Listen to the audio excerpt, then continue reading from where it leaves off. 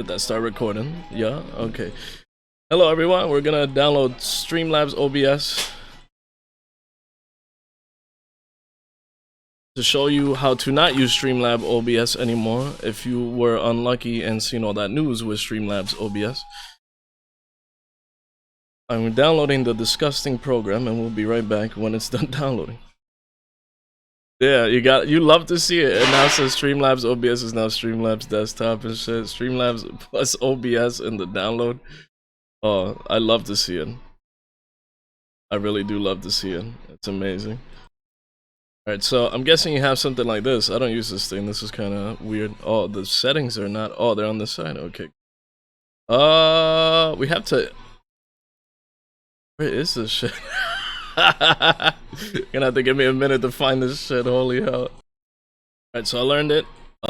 It's pretty easy. Click on your thing here. Hit manage all. Then look for the one that you want imported. Probably want to rename it to something as well, like import OBS or some bullshit, right? Hit done.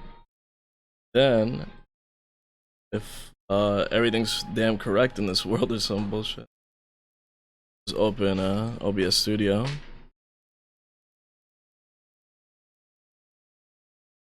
Hit